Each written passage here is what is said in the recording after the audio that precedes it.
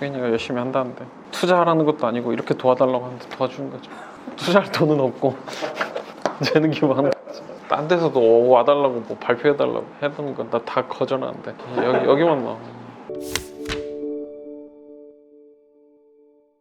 이건 신입 경력 정말 무관해요. 사실 실수라고 할 수도 있고 실수가 아닐 수도 있는데 실수라기보다는 습관일 수도 있거든요. 결국은 제일 많이 하는 좋지 않은 실수이자 습관은 말끝을 흐리는 거거든요. 사실 인터뷰를 하고 면접을 한다는 건 이 평가를 받는 자리이기도 하지만 면접자와 면접관의 대화를 하는 자리거든요. 대화를 하고 사람에게 있어서 말을 하고 말을 듣는 자리인데 말이라는 게 전부인 자리에서 말을 제대로 끝맺지 않는다는 그거야말로 제일 큰 실수이자 제일 잘못된 습관이라고 생각을 하시면 돼요. 이렇게 이야기를 하면 나 그렇지 않은데? 나 생각보다 잘 말하는데 라고 생각을 하시는 분들이 많으실 수 있어요. 근데 인터뷰를 들어가 보면 특히 본인이 자신 없는 질문이나 자신이 좀 어렵다라고 생각을 하는 질문에 대해서는 이야기를 하는 과정에서 생각을 하거나 그래서 이거 잘못됐네 라고 느껴지는 순간 이걸 고치기 위해서 말을 하다가 말끝을 제대로 맺지 않고 흐리는 경우들이 생각보다 많이 발생을 해요. 본인이 하고 싶어서 하는 게 아니라 이건 정말 자연스럽게 자기도 모르게 무의식중으로 나오는 경우가 되게 많거든요. 근데 이 말끝을 흐리는 것과 흐리지 않는 이 차이 하나만으로 이 사람이 말을 하는 방식 그리고 이 사람이 말을 하는 스타일, 표현하는 내용들의 전달력이 굉장히 차이가 날 수 있고 또 듣는 분들 입장에서도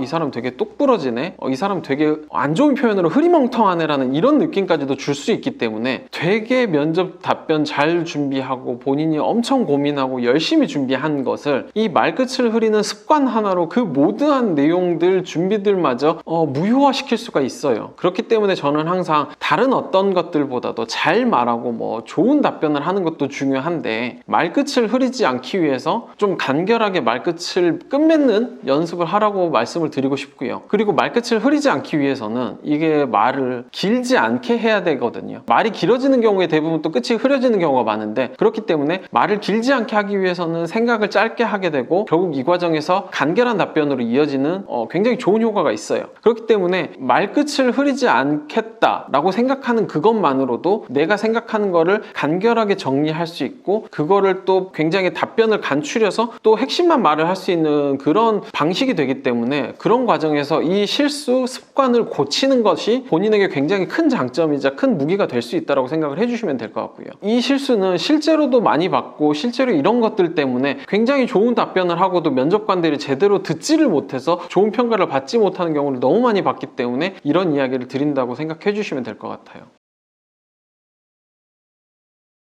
제가 가지고 있는 습관이고 여러분들이 제 영상을 보시면 알겠지만 저는 손동작이 생각보다 되게 많아요. 사실 이거를 그렇게 추천하지는 않습니다. 손동작이 많으면 한편으로는 전문적으로 보일 수 있고 한편으로는 되게 그 말에 대한 신뢰도를 높여줄 수 있는 효과가 있지만 또 그 반면에 집중도가 흐려지고 이걸 가지고 산만해지는 발표라든지 산만한 말이 될 수가 있어요. 그렇기 때문에 손동작을 너무 과도하게 쓰는 거는 지양해야 되지만 중간중간에 내가 말을 하는 것들을 강조하기 위한 손동작들은 내가 하는 말을 좀 더 의미를 좀 더 강하게 강조하는 효과가 있기 때문에 그런 것들은 도움이 될 수 있어요. 근데 이게 뭐가 정답이다? 사실 이건 정해진 게 없고 이건 되게 자연스럽게 나오고 사실 저만 해도 사실 이게 되게 자연스러운 거 생각하는 게 아니라 되게 그냥 저는 이게 습관처럼 나오는 거라서 그렇게 쓰는데 이걸 마치 손동작을 안 하시는 분이 손동작을 하기 위해서 연습을 하게 되면 정말 이거 보는 순간 로봇처럼 딱 보여요. 그렇기 때문에 이거를 굳이 하실 필요는 없지만 이런 것들을 좀 주의해야 된다. 그리고 이 손동작과 마찬가지로 누굴 쳐다본다든지 시선 처리를 한다든지 시선 처리는